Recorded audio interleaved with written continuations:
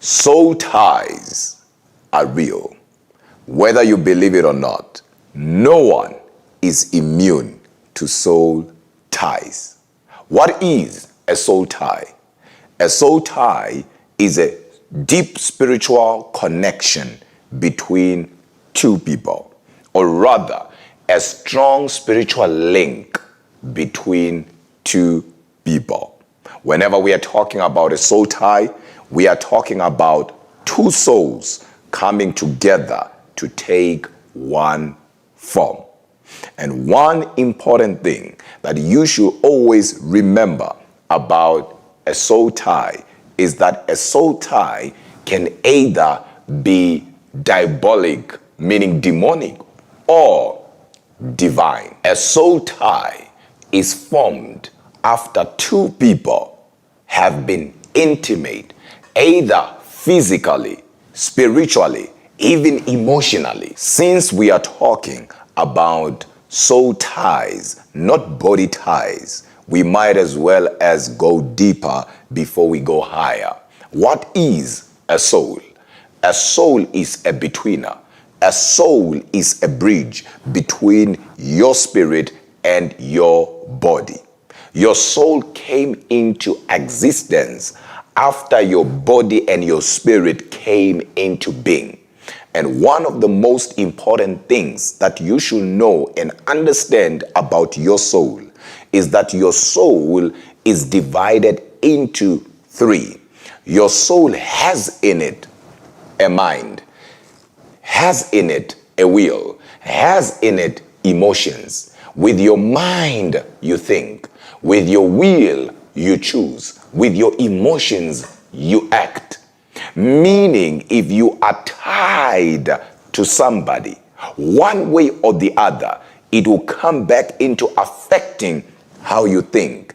It will affect how you choose. It will also affect how you act. Having a soul tie does not mean one is possessed, because there is a huge difference between being possessed, being attacked, and having a spirit attached. So when one has a soul tie, one has a spirit or spirits attached to them. Soul ties can affect your life.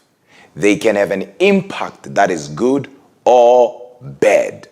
No wonder why most of you, or rather some of you, you were doing well in life.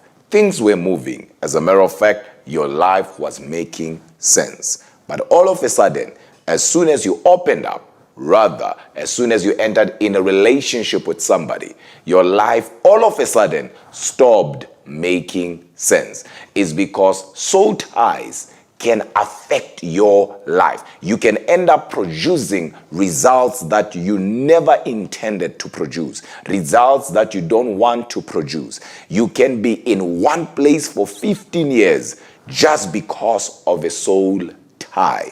And some of you who are listening to me right now, you know that after you met a certain group of people, or rather a certain person, you have been everywhere since you met that person, but no way. Like a headless chicken, your life does not have direction. What now stops you is what stopped them. What's defeating you is what defeated them. You have inherited giants that they've been dealing with for the rest of their lives. You do not know where they inherited the giants, but now their giants are your giants. And if you do not break free from this, it will affect not only you, but it will also affect those that will come after you. I'm talking about your children. Scripture says in the book of 1 Corinthians chapter 6, and you read verses 16, he who lays with a harlot is one with the harlot. He who sleeps or lays with a prostitute is one in body. Another version is one in spirit, is one in soul with the prostitute. So it can happen that one ends up in a soul tie, but a diabolic one. Jonathan and David were one in soul, were one in spirit, to an extent that Jonathan chose David over his father. Here we see a soul tie that was divine, that was good. But here's what I want you to pay attention to. This tells us that a soul tie is not always between a woman and a man, but also it can be between a woman and a woman, a man and a man. And a soul tie can also be diabolic, like I said, can also be demonic. And you need to always remember that it is possible for you to have more than one soul tie. You know you have a soul tie with somebody when your thoughts are consumed by them. You have not been talking to this person for the past 6 months, for the past 9 months, for the past 16 months, but all of a sudden you see a text from them. It is as if your mind will stop functioning. Your mind will stop working. You just think about this person and you will do what they want you to do. I've seen people living relationships that are promising for a toxic person that they know that the person is toxic. Why will somebody do such a thing?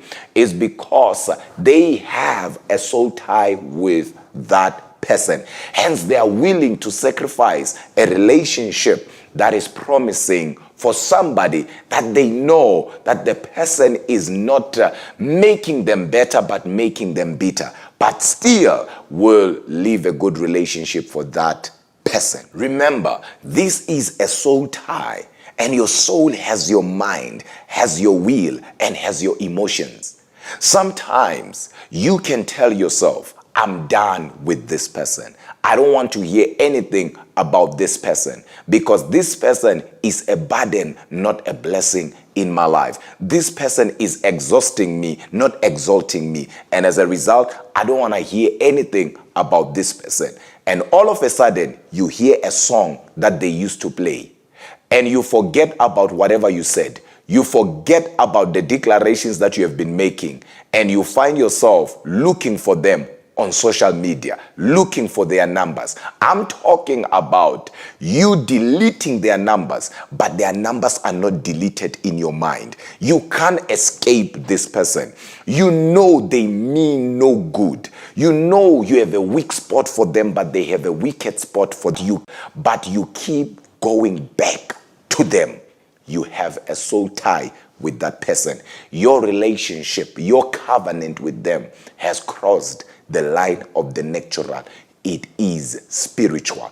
It is spiritual. And you need to understand that when it comes to spiritual things, time has no power. So never think, yes, I have a spiritual connection with this person, but as time goes by, it will eventually break. No, soul ties don't vanish. Until you break them, nothing can break them. Even time cannot break them. Some of you, the soul ties that have kept your life in one place are soul ties that were never supposed to happen from the first place. Because it's not always the case of you sleeping with somebody and as a result, you form a soul tie. No, you can form a soul tie by the reason of entering into vows. Emotionally, you can enter into a soul tie with somebody. Things like, I will never leave you. Things like, I will die for you. Some of you have vowed vows, have said things that you are never supposed to say. And as a result, those words have taken shape and they are haunting you. No wonder why you will forget about a person, whether this person is a friend or is an ex, and all of a sudden you hear a cologne that they used to use. And at that moment, your thoughts will be consumed by them. Another sign that shows that you have a soul tie with somebody is when you dream about them a lot.